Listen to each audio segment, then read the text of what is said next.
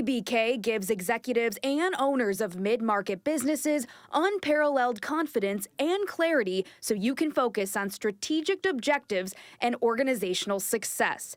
Their multidisciplinary advisors, accountants, and team members have a wealth of experience and are all available and responsive to each client to ensure the most effective advice, actions, and outcomes no matter the situation or complexity level. That experience base and one-team approach, combined with integrated and efficient way of operating, enable them to be truly proactive partners, doing the best thing for their client every time. Visit ctbk.com or call 716-630-2400 to learn how CTBK can work for you. Hi, this is Jeff Glor from CBS News, and you're wasting your precious time with Tim Graham and friends. Man, what a time to be a Buffalo sports fan. Welcome to Tim Graham and Friends, brought to you by CTBK, CPAs and Business Consultants. I'm Tim Graham of The Athletic, here with Jonah Bronstein of Bronstein Sports Plus, and it is, maybe you should change the name to Bronstein Sports Plus, because you're all over the place with what you've been covering.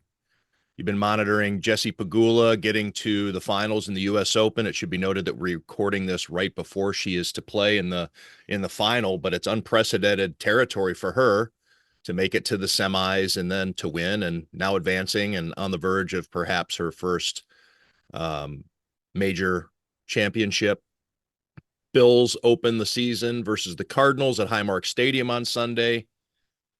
UB at Missouri tonight at 7 p.m. High school football. You were out at Lancaster High School last night, saw Buffalo Joe out there. Sabres rookie camp starts next week. Heck, let's even say Bills again, because they're on the short week. They play the Dolphins Thursday night down in Miami Gardens. Jonah, I don't know where you want to start. It should be noted right off the top here, too. We're going to be joined by Channel 4 sports director Josh Reed to get into some Bills topics a little bit later in the show. But so I don't know if you want to start with Bills or you want to go someplace else, Jonah, but that's a lot. I think, as you noticed, it's been sports multiplied. If you try to do the math, and it's an exciting time for sports fans, maybe a bit hectic for those of us in the media that cover all the sports, but this is the fun part and why, a lot of us do this, especially locally. And it has been an exciting week with all that anticipation that comes with going into the Bills opener in the first regular season Bills game, and that being a home game and things like that, is the same weekend that high school football is kicking off in Western New York, the second week of the UB season. And Jessica Pegula, which we've talked about in previous episodes about her maybe taking that third franchise mantle.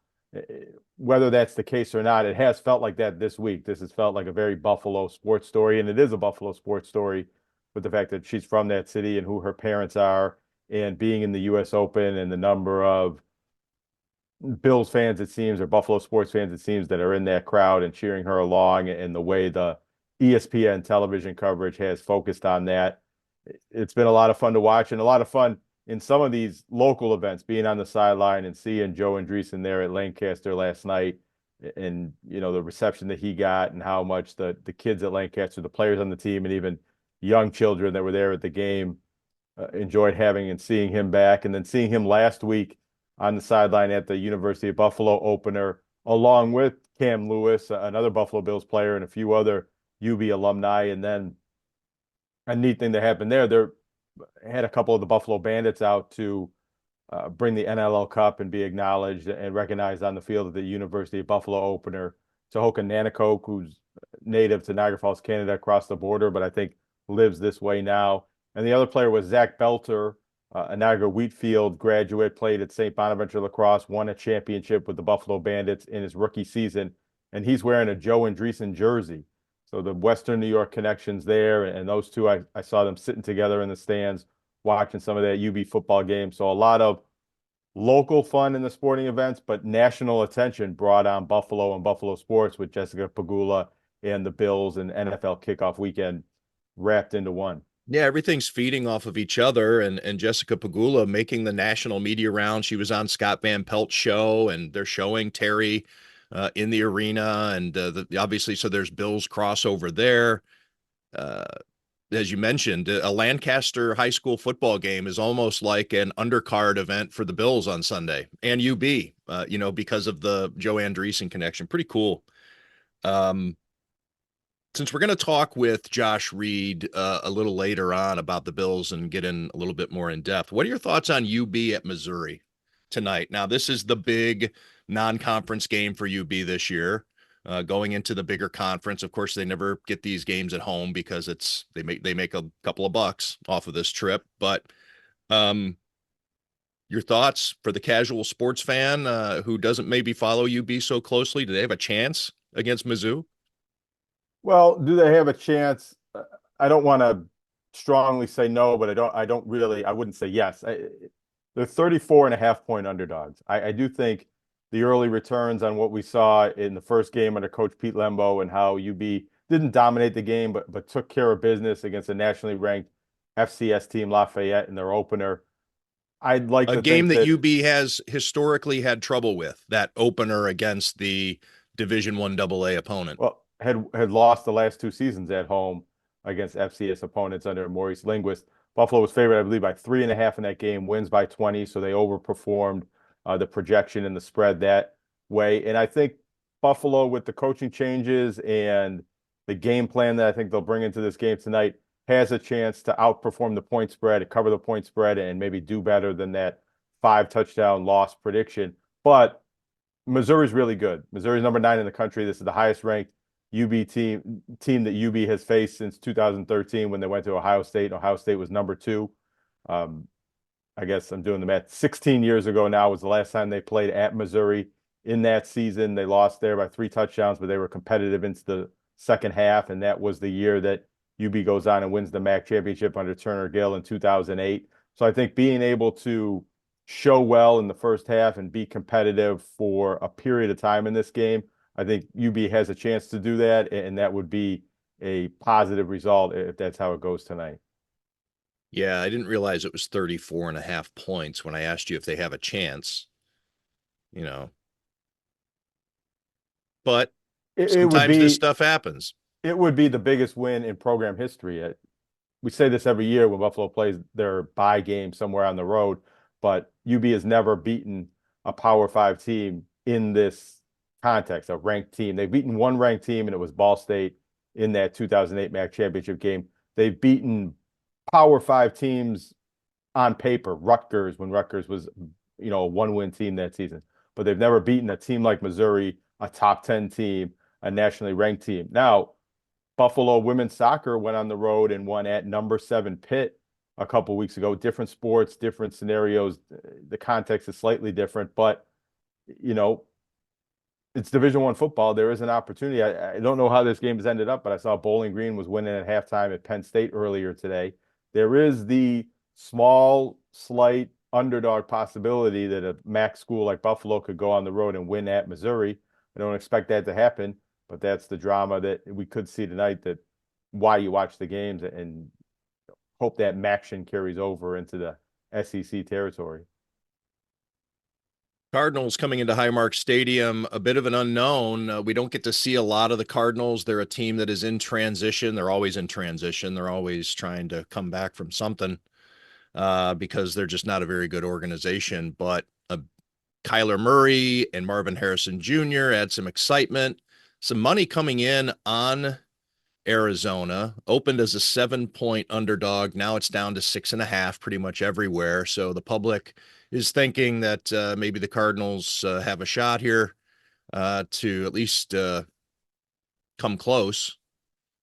The total 47.5. It's always tough on these opening weeks to predict a winner.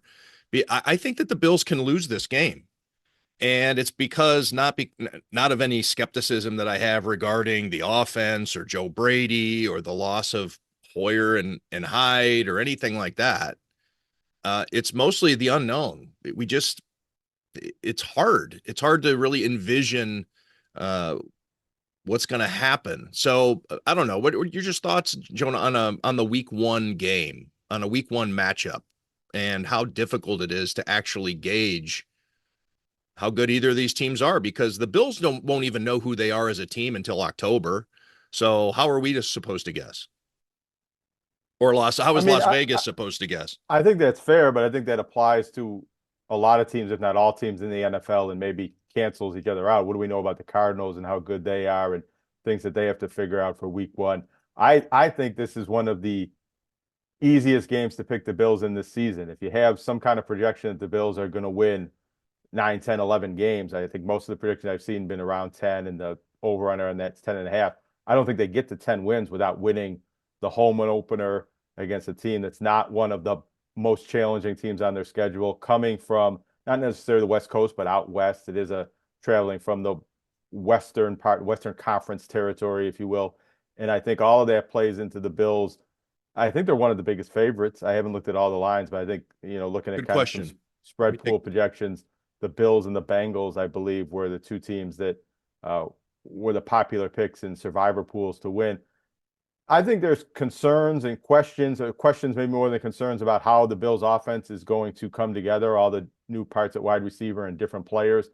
But I don't think we're going to see a situation where the Bills are, bumbling around and don't know how to get the ball to people. Oftentimes, because they've had a whole summer to prepare a game plan and different creative alignments in place, teams in this situation sometimes look their best in week one. And then when teams get some film and figure out who's doing what and different roles that different new players play, they get easier to defend against, and your talent and your ability to have, just like a Stephon Diggs getting open by himself, comes into play. So I think that some of the concerns we're going to see in the Bills offense might show up later more so than they do here in the opening game.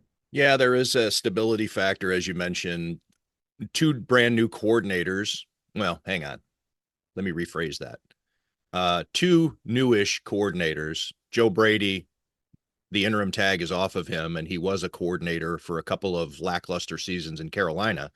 But Bobby Babich taking over the play calling duties on defense for the first time in his life. He's been training for this, his father being a coach, and Sean McDermott essentially making him his mini-me and grooming him for this role. So I think that there should be some level of confidence and competence there.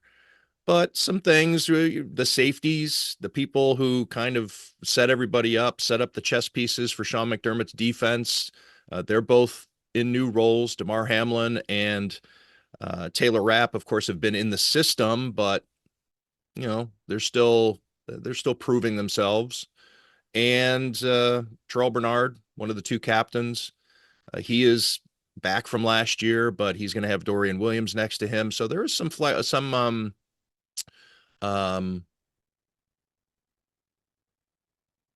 some transition that's going to need to happen. There was another word I was looking for and it was eluding me, but just to mention the point spreads, Bengals 8.5-point favorites over the Patriots. That is the widest spread in the league, but there's another team that is a 6.5-point favorite, the 49ers versus the Jets. So the Bills are in the top three of biggest point spreads. I like the Cardinals to cover in this game just because of, and again, a little bit more of a hunch than anything else, which is, the data is tough to come by when you have so many new players on both sides of the ball. What's Kyler Murray going to be? He's back and he's healthy. I don't know. I just like the Cardinals to cover and the Bills to win. That's just me. Your thoughts, Jonah, on the season? And we recorded with Josh Reed yesterday, so that's already in the can, and that's coming up here in a little bit. But I'll ask you the same question I asked Josh. Here we are at the end of the summer. We've gotten as much information as we're going to get before the real games start counting. What have you learned? What questions do you still have? Do you feel any different about the Bills on the eve of the 2024 season than you did heading into minicamp? The way you phrase that question, I don't feel too much differently about the Bills than I would have on the first day of, OTAs or coming into the offseason after free agency, after the draft, when the roster was pretty much set. Maybe they've made a couple late moves, but you do feel a lot different about the Bills than going into the roster overhaul with all the different veteran leaders and talent and all pro, Pro Bowl caliber players that they've lost. Adding in that Matt Milano injury, which is something that's a bit new, but also Matt Milano coming off of an injury and wasn't quite back yet. Yeah. when They've we coped with started this OTAs before. and things They've like coped that. with Matt Milano being out for an extended period of time, and they did it well. Yeah. I think my general thoughts on the Bills, which was probably the same at that point in the offseason it is now, is that the ceiling is lower, that less top end talent, less of a collection of great players in important positions on defense, which they've enjoyed going back 3, 4, 5 years now when healthy. Didn't really get the game breaking players or game breaking speed that I think they needed at wide receiver, with losing Stephon Diggs, carrying all this dead cap room. Or if you just look at it here, kind of spreadsheet wise, the Bills are 75% of a full team in terms of salary and are a year away from maybe filling the gaps with high salaried players of some of the players that they've lost or need some of these rookies to develop. But I also think this is a very good team that they've done pretty well to fill in some gaps with some lower paid players, and having one of the 2, 3, 4, 5 best quarterbacks in all of football and a great player who's in his prime is going to carry this team to a lot of wins. And I don't think the wheels are going to fall off, and this is much of a fallback year, but getting to the playoffs or winning enough games to have home field advantage into the playoffs and making this a Super Bowl caliber season, I think is going to be a difficult challenge this year. My biggest question remains the one when The Athletic, we do things that these features in which all 32 teams are represented, bips and bops, sexy chit chat. And the question that was posed to us heading into camp is your team's biggest question mark. And it remains for me, and it's Tyler Bass. I need to see him make field goals consistently. I need to see him convert field goals that are longer than extra points, which he showed he can really do throughout the preseason. He can still make the short ones, but he was 50-50 on anything longer than an extra point and missed his last one. He's been carrying that around with him for a week and a half, and it's supposed to be pretty windy Sunday afternoon in Highmark Stadium. It's going to be chilly. It's going to be a high of in the low 60s. And last report I saw, 10 to 20 mile an hour wind gusts. So it could be a tricky day for Tyler Bass in Highmark Stadium, and he's going to have to combat that and whatever is going on between his ears. Yeah, I think that that's a valid concern, but I guess my counter to that would be that, the Bills can win a lot of games scoring touchdowns and kicking short field goals, and maybe they can't win all of the games, but if you think of the big kicks, the memorably big kicks that Tyler Bass missed last year, it's the playoff game against Cincinnati, the overtime game against Philadelphia, which at the time they had the best record in the league. So maybe those are the big kicks and the big moments and the big games that the Bills don't get in another lowering of the ceiling. But I think that, and I think Tyler Bass is going to perform better than some of the doubters believe coming out of the end of last season and some of the questions about missing kicks in practice and things like that. But maybe when it gets down to a wild card playoff game and they need to make a 50-yarder to win the game, you have less confidence in his ability to do that than you did over a year ago. 2 for 5 in the postseason last year on all of his field goals. Missed a really short one against the Steelers. Well, let me ask you this, because let's say they get to the postseason and they lose because Tyler Bass is missing field goals. Is that a successful season for the Bills with the roster changes that they've made and where they are? Is getting to the playoffs and being competitive and keeping the winning season streak going good enough, or do they have to be Super Bowl contenders for this to be considered a good season? It's going to be determined by how difficult it was to do whatever it was that they did. If they fall on their face, if everybody stays healthy and Josh Allen starts turning the ball over and throwing bad interceptions and the receivers don't emerge. I mean, there's all kinds of scenarios you can come up with in which you would say that is an utter failure. But if they have another season like they did, I'm not saying that somebody's going to have a cardiac arrest, but let's say that they have to endure all the stuff that they did a couple of seasons ago when it came to the weather, and they lose a home game and they have to move one to Detroit. And, if there's a sequence of events that just becomes too much, maybe they lose Terrell Bernard and 2 offensive linemen, and, James Cook tears an ACL and Bass can't make his kicks.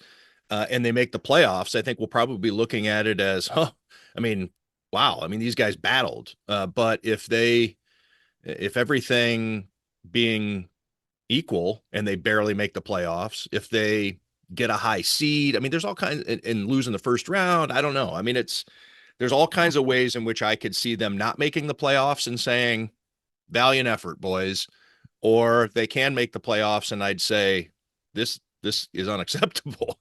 There's all kinds of ways that it can go. And when it comes to the record, and I mean, if they can get to 10-7, and 10-7 might not be as good as a battle tested 8-9. I don't know. There's all kinds of ways it could go. Yeah, How I do would you how do say, you view that? Do you think they have to well, make the playoffs?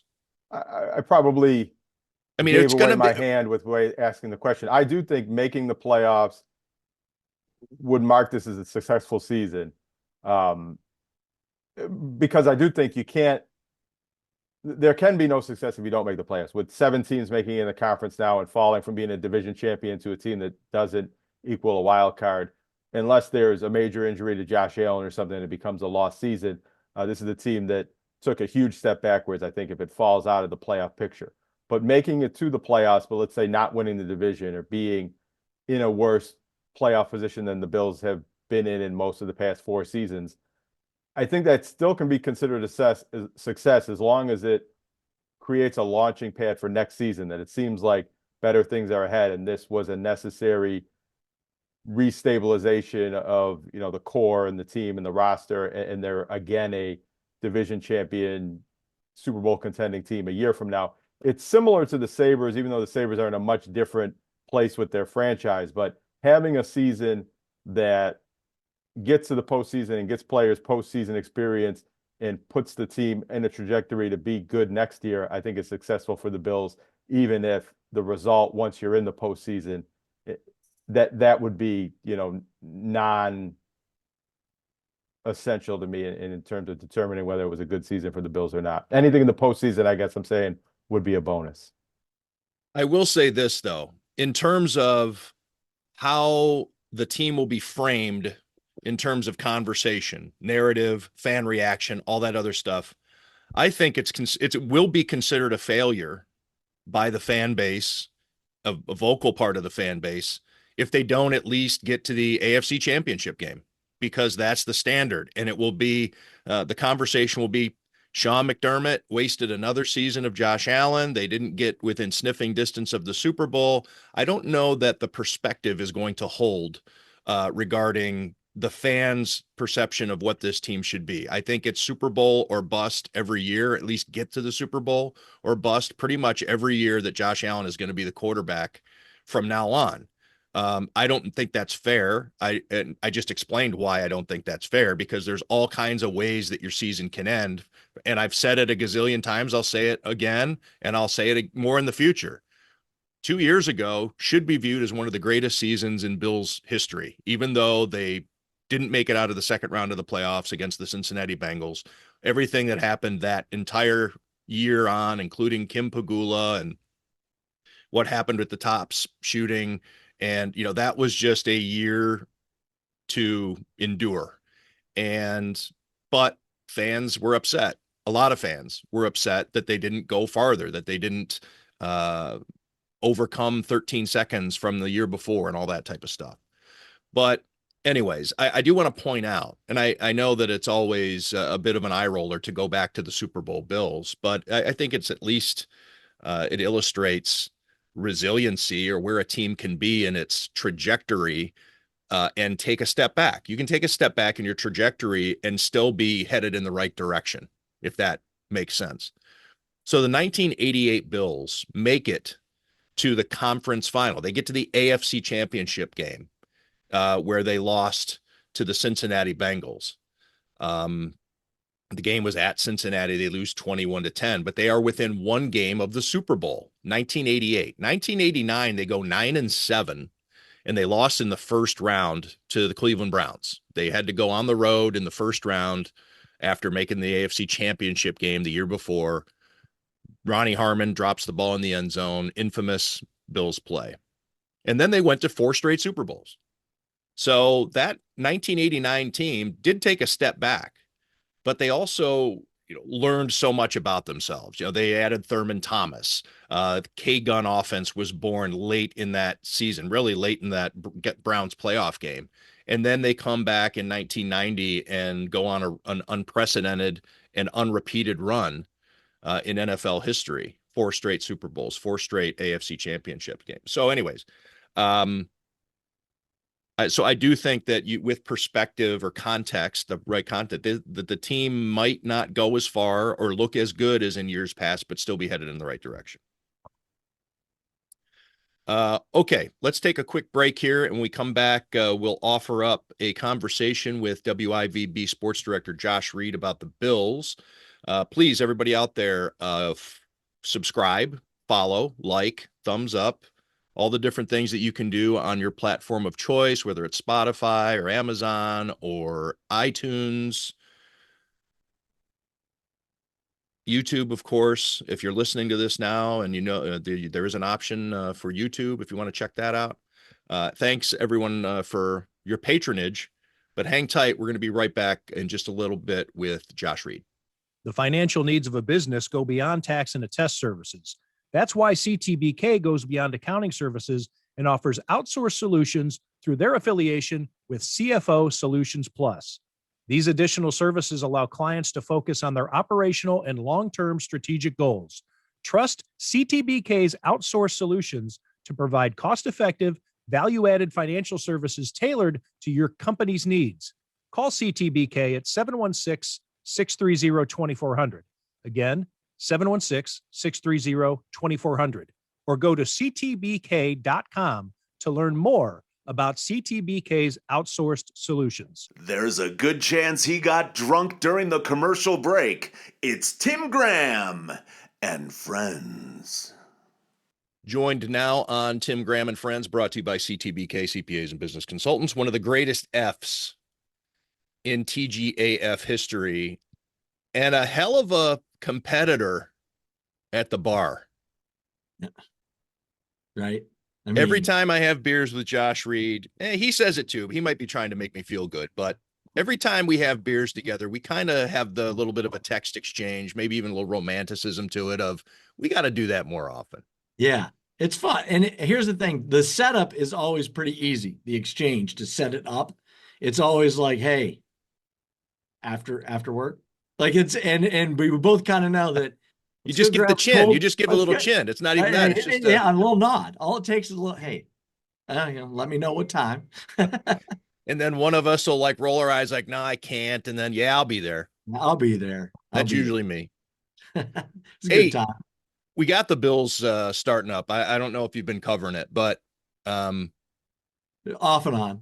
Here we are on the eve of an important, well, they're all important, but this is a different one, even though it was a boring off season, a different season with pressures and things to prove, and even players that you wouldn't think do have things to prove in their careers, Josh Allen, namely. This is a prove-it season in some ways for the Bills. No Stephon Diggs, no Micah Hyde or Jordan Poyer.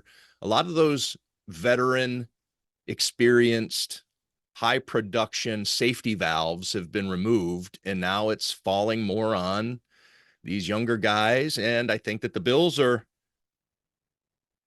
reflecting that with their decision to have only 2 captains this year. We talked about that a couple of days ago. I guess I'll just leave it there. Where are you with this season here as we're about to start? What we've seen through training camp, those 3 preseason games, all that stuff, what we know now about who's going to be available on Sunday and all the other stuff. Where are you with the 2024 Bills? Yeah, well, going back a little bit there to the captaincy thing, I thought that was interesting that they went with 2. I mean, we're waiting for Sean to come out on Wednesday, and the conversations are in like different groups, and you hear, you think they'll have 6, and who do you think it'll be? Will it be 7? Will it be 8? And then it comes out and it says 2. I don't think anybody would have bet the under that low. 2 captains. I thought it was interesting, but I also think it's definitely a sign that Josh obviously is a leader on that team, and he was before this move. But I think it's definitely a decision to really put him in the middle of the spotlight and go, look, this is your team. Like this isn't like it's not the quarterback room. It's not even necessarily just the offense. This is your team. Lead it. Like, yeah, I know right now he's the 13th highest paid quarterback or whatever it is, but soon he's going to be number one again. And I mean, they need that. He does it off the or on the field. You know, everything you see on the field has been great. But and we're not inside that locker room. We hear that he's a great leader. But I think they want a little more out of him when it comes to the leadership stuff. So that was pretty interesting. Terrell Bernard, everybody you talk to just raves about his leadership qualities. So I thought that was an interesting move. And I mean, it's really making it, well, I know they have a leadership council of 10 people, but you're really giving the voice to two people on both sides. To me, that streamlines a lot of different things. That streamlines communication from the coach to whatever message you want to get out. You know exactly the guy that you would need to deliver it to the rest of the team. So I did think it was interesting. And I'll be, are they trying to groom other leaders while they're doing this too? Because you mentioned there's a lot of younger guys on this team. Are they trying to see who will develop a little bit more? Some of those younger guys, will they develop into a little more leadership roles? But I think the two captaincy thing was definitely one of the big takeaways from this week going into the Cardinals. Looking back on last season, when Josh Allen had that low positive bullshit, kind of maybe listening or leaning in a little bit on Aaron Rodgers and how he's gone about his career and his longevity. Please don't follow that path. Right. Right. Well, I mean, look, I can't see that ever happening because Josh seems pretty comfortable in his own skin. Right. I mean, we've gotten to know him now for 6-7 years. He's pretty comfortable at being a little goofy, right? Which is he has fun with it, right? But I think that the Bills organization has wanted to see a little bit more. I don't even want to say a little bit more. I think a lot more executive style leadership, not just I'm here to be one of the guys. And that is a form of leadership. You see that a lot in terms of I am not above you. I am one of you. Let's all do this together. And I think that the Bills want more of the follow me, not like, hey, I'm one of you guys. Let's all go. Let's get on my back. Let's go. Giddy up. And we saw that sometimes, you forget where you hear quotes from Josh Allen because he does so many podcasts and so much stuff gets aggregated, or when he's doing a promotional campaign with maybe something that he's advertising for, there's not necessarily the news conference where we sit and talk to Josh on Wednesday or after a game. But there was something last year, maybe it was one of the Barstool thing, I don't remember, but it was talked about his leadership, and his comment was something along the lines of, yeah, we got this, or like a before a game type thing. Somebody, I don't necessarily need to be the one guy to stand up and say it. We'll all do it. Somebody will. Well, now it's no, you do it. Not Mitch Morse, not let's wait for Micah Hyde to give the big speech or Jordan Poyer to get everybody. You do it. And I think that is that's exactly where the Bills are going as an organization with this two captain setup. Maybe even maybe there was even some consideration given to go in one captain. I don't know, but it was interesting. I think it was significant. I think I would have been fine with that if it would have just been Josh Allen as the captain. Now I can see why you'd split it up. You want a defensive voice too, but how many times have we seen Patrick Mahomes just go, I mean, absolutely bonkers on guys on the sidelines? Saw it with Tom Brady. We've seen it with a lot of these guys. Peyton Manning. Peyton Manning. Peyton Manning would shoot Jeff Saturday's ass, and he was another captain. Jeff Saturday is as good as they come, as far as centers go in the NFL during that time period, and he would just chew on him. And look, I think I don't know if maybe it's his personality that doesn't lean him that direction, but I'll say this: I think if he went off, he's done enough in this league now. He has enough respect in that locker room that those guys are big boys. They'd be able to take it, and they should. I mean, quite frankly, if you see, a certain receiver give you one of these in one of the most crucial times of the season, I mean, lighting that dude's ass up might not have been the worst thing in the world, considering he did it. There was child gloves when it came to Stephon Diggs that were used. And I mean, and we see that around the league with receivers all the time, that you got to kind of watch what you say around certain receivers, or you'll lose them. Which Right. I've always thought, man, how delicate are you if you can't get chewed out every once? I mean, really, you're that delicate? I don't know. But I love the idea that Josh is one of two captains now. And quite frankly, I think he's going to do a great job. I do. I think that he's going to flourish in it. I think it's sometimes you need to be pushed into something a little bit more, maybe. And then you get there and go, oh, I had this in me the entire time. Where are you regarding the Stephon Diggs absence? Yes, we've seen, the concept was obvious. Addition by subtraction, willing to take that big dead cap hit, a 2025 draft pick. Get out. We don't want you anymore. We're lucky to have gotten what we got, and see ya.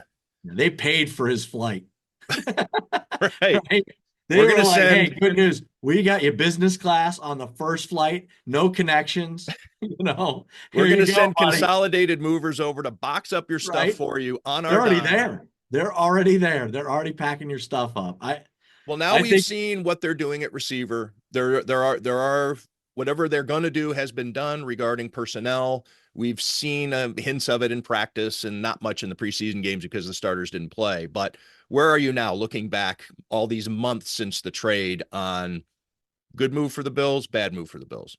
I mean, time will tell, clearly. And I mean, I know that that's kind of me just escaping the actual question, but that needed to happen.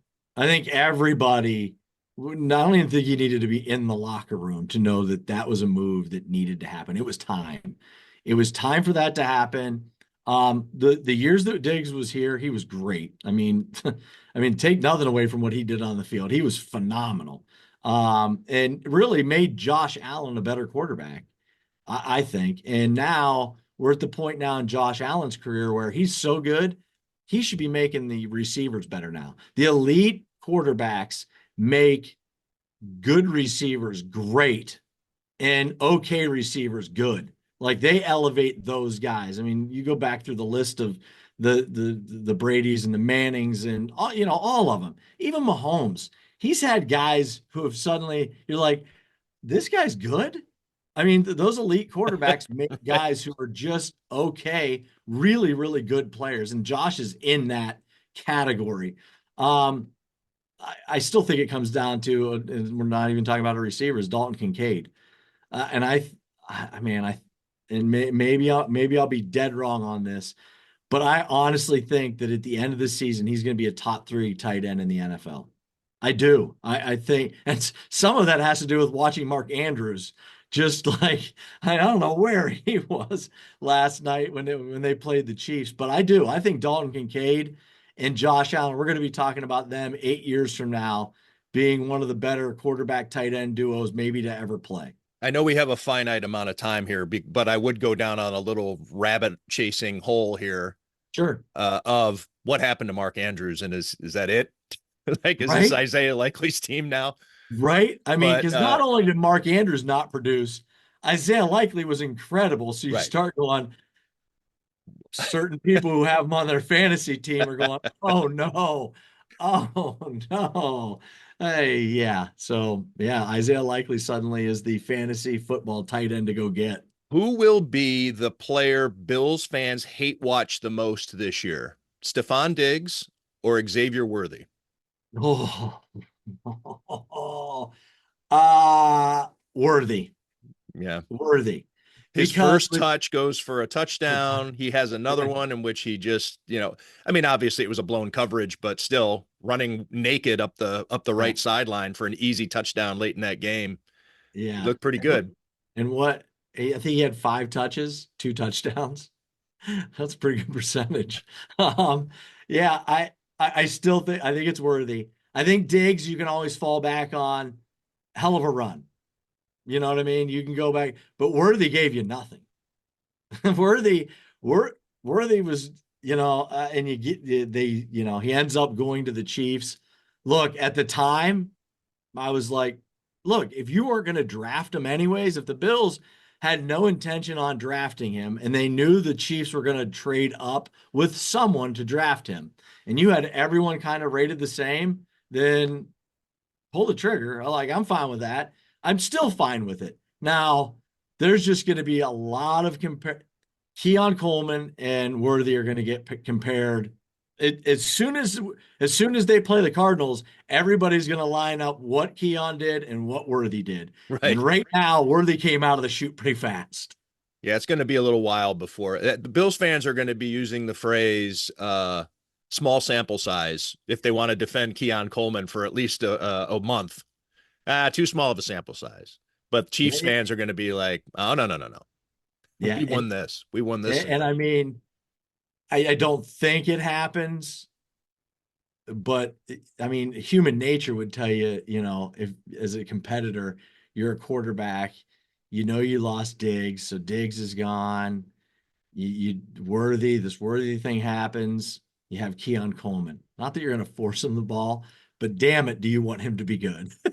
I mean, not only for your sake, but to just kind of, say without saying that, see, Diggs our passing game's just fine, and also say, see, we didn't need Worthy. We got Keon. Everything's fine. So, I mean, who knows? Maybe Sunday we're sitting here going, Keon had 6 catches for 70 yards and a touchdown, and you go, Josh throws for 260 and 3 touchdowns, and you go, okay, that's fine. What do you think of this dynamic, Josh? Because I haven't really thought of it in this way, and this is why I love talking to you so much. But things just kind of naturally, organically come into my mind as ideas. And thanks for writing my DeMar Hamlin lead for me, by the way. Hey, that was don't thank me. Thank that second Miller Lite. But how about this segment dynamic? Brought to you by Miller Lite. Yeah, that there should be.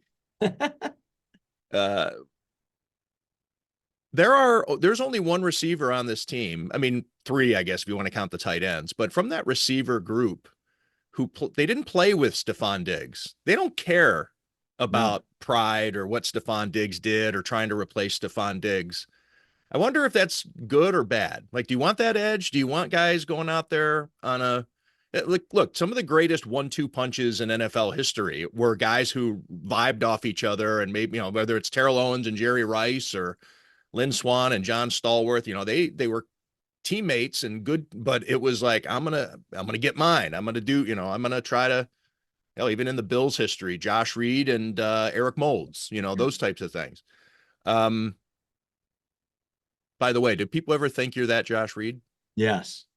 I can tell you multiple times in 9 years, I've received envelopes asking for an autograph with like a stamp, self-addressed stamped envelope. And then it says, hey, can you sign these football cards for me? And I open up the football cards and I look and I'm like, I mean, I don't know how they think I look like Josh Reed. Do you have publicity things like that they hand out at the Erie County Fair? And you could just send that back and be like, one of these pictures is not like the others. Right. But look, I mean, he's a handsome man, so I'll take it, I guess. All right, you got to go. But do you want to talk about that part? About I got some time. I still got 10 minutes. All right, that these guys, this receiving group doesn't know Stephon Diggs aside from Khalil Shakir? I don't think they care right now. They'll care if they struggle and we start asking. Yeah. Then they'll care. If the offense struggles, and in particular the passing game, if it struggles and if guys can't get open, then it'll be a storyline, especially if that's happening and Diggs is in Houston, putting up 80, 90 yards a game, six catches, then they'll care because it'll get brought up. But right now, they have no reason to care. Curtis Samuel doesn't. I mean, why would he care? He doesn't care. It means nothing to him. Same with Mac Hollins. First of all, I don't think Mac Hollins cares about anything. He clearly doesn't care about, footwear. But I don't think he cares about a whole lot. And I think he's probably the voice in that wide receiver room that probably steadies everything. So I think he's got that vibe. I mean, we both have been around him enough Perspective, just like, now, hey, right? man, what's really He's important around here? he's just like, right? He's just got that where you just expect him to be sitting in a field of llamas, like with his legs crossed, like just woosah, you know. But yeah, I don't think they care, the receiving group, and I don't think they should care. Um, but that could change in a month from now if the passing game's struggling and then suddenly becomes a storyline of, hey, look at Diggs down here and look what you guys can't do. Now, we'll see. Once again, it goes back to Josh Allen being elite. He's an elite quarterback. So I don't think their passing game is going to struggle. I think he's going to take a group of receivers who there are some unknowns there. I think Curtis Samuel, when they signed him, I was like, okay. Curtis Samuel, he's a player. He's good, I guess. Maybe not very good, but he's good. Josh Allen is so good that that's the type of player that he could boost into that. Oh, we didn't realize he could be that good. And some of that comes down to Joe Brady too, being able to manipulate the offense and make sure that he gets into some spots to make plays. The Bills have lost 44% of their touchdowns from last year. And that includes some of the running backs behind James Cook and this, that, and the other. But yeah, somebody's going to have to step up and fill those. I don't think it's going to be just Josh Allen running the ball in 17 games until the playoffs. But yeah, I think that there's room to grow for some of these young guys. Yeah, I go back to Kincaid on that. I mean, I honestly think we could be talking double-digit touchdowns, like just a monster year. Because I mean, I was in Pittsburgh for that joint practice, and I mean, Pittsburgh, who year in and year out have as bad as they are on offense, they're always sound on defense to very good. And I'm telling you, Josh Allen and Dalton Kincaid, they had no answer.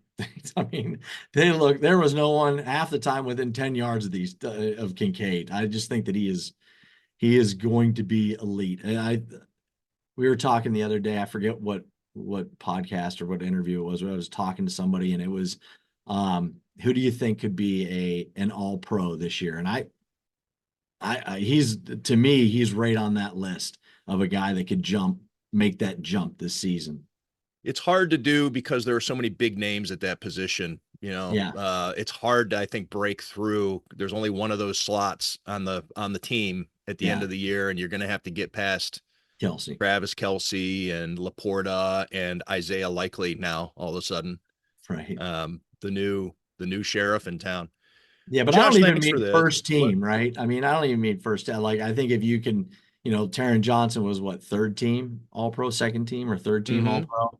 I mean, if he puts up the equivalent of a Taron Johnson type season where he's second, third team All-Pro, I mean, suddenly the people who might dislike the Xavier Worthy decision, you back the people who are good with what Brandon has done in the draft and go, look, he also drafted Dalton Kincaid. I mean, you look at, what are your thoughts on what they've done in the first round?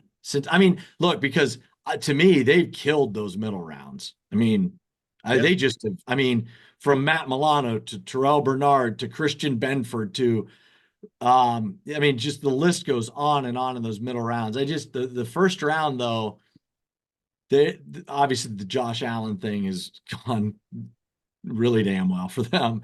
And I think the Kincaid thing, when at the end of the day, and Tremaine Edmonds, even though he's no longer on the team, he did what he was supposed to do while he was here. He was a star, and he went and got the bag in Chicago. Ed Oliver, but another one. I mean, is this just very good, but not great? Is this a Kaiir Elam question? Is this no? And then trading out of the first round. Are we considering Keon Coleman a first rounder? Really? Yeah, I mean, maybe. In general, he's one spot out of the first round, and they got an asset on top of it. That was their first round. They they acquired more assets with their first round this spring. Yeah, I just think what he's done in the draft, Brandon, to me, buys him some leeway, for lack of a better word, with the Xavier Worthy trade. I'm not saying that that Brandon's sitting back going, "Hey, I've built up enough capital that if he ends up being a Hall of Famer, we'll be cool with that." I don't think that's the case. But yeah, I think he's done enough. I think he's done a great job drafting. Actually, the first round though, especially like I said, in the middle rounds, he's been unbelievable. Spencer Brown just gets the contract extension. You know, that's their whole blueprint, right? Draft, develop, resign. Like that's their whole thing. That's their motto. They do a pretty And good job of it. Yeah, they Which have. is, Bills fans aren't used to that going back generations. Yeah, look I mean, at I always take a look. I always mention this every now and then just to keep people grounded about, you know, whether it's time to fire everyone because they haven't won a Super Bowl. which is crazy to me, by the way. Yeah, That's, right. I got maybe 4 more minutes, and I could go 40 minutes on the idea of firing, whether it's Sean or Brandon. I think that is, I mean, do people really have short memories? Because look, I was only here for Rex's 2 years before Sean, but that was a debacle. And from everything I've been told, it was a debacle and a dumpster fire before that for decades, going back to Marv, basically. I mean, They had 2 coaches quit. Mike Mularkey was just like, I don't want to do this anymore. And then Doug Marrone, you know, took a buyout. Be like, no, we have jobs, but we don't want them. We don't want to be your head coach. There's only 32 of these in the world, but I don't want this one. Right. All you need to know is when I talk to fellow reporters who were around back then and everything, and you bring up some of the coaches, the glowing like grade, if you will, was Chan Gailey was a nice guy. Dan Gailey was the score to beat. Right? It's like that's the go-to. Like, oh my, like, yeah, I just and when I hear, look, at some point they're going to have to get to the Super Bowl or changes will be made. It's just that's the nature of the beast. And Josh Allen, you know, I give the wasted years, but when I hear wasted years, I freaking hate that. I hate the wasted years comment because to me, if winning the Super Bowl with Josh Allen is the only way to wipe away the sentence wasted years or the term wasted years, then what do we do with Marv and Jim Kelly? Right. What do San Diego fans do with Dan Fouts? Right. What do we do? What do we do with, yeah, I just don't like, I hate that. I hate wasted. That bothers me more than that might be my pet peeve when it comes to the surrounding, you know, ideology of Sean McDermott and what he's been able to do and what he hasn't been able to do, what his teams have not been able to accomplish. To me, if it's apples to apples and Super Bowl is the only way to validate what you've done, then there hasn't been a head coach ever in Bills history. I also want to point out too, my last point, and then I'll let you go, but yep. I was trying to get to it before and I got my word salad mixer going. And, but just think of all the former GMs, football operations, whatever, and coaches that the Bills had and how many jobs they got after the Bills. Yeah. They were, and their assistants, their lieutenants, they weren't employable. They weren't, the Bills were the best they could do. They never got other jobs unless they were demotions, like to become a head coach to coordinator or coordinator to position coach. Doug Whaley, I don't even know what he's doing. I mean, he's not in the NFL, and you know, Marv Levy, they pulled him out on mothballs. Rex is up on ESPN. Yeah, Rex, you know, yeah, all of that. Anyways, maybe Doug Marrone. And meanwhile, would you be, first of all, 30 seconds here. Hit the mark.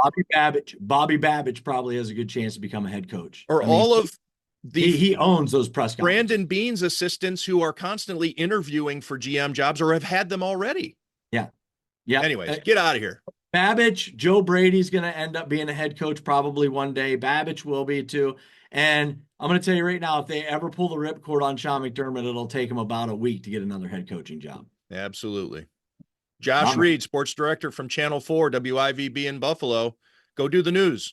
I'm going to go do me your news. Time. All right. Absolutely, brother. We'll talk soon.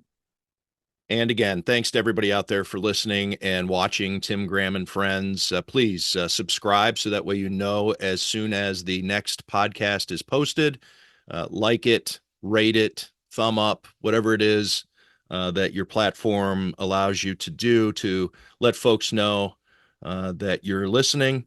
And I guess maybe you'd like to let other people know as well.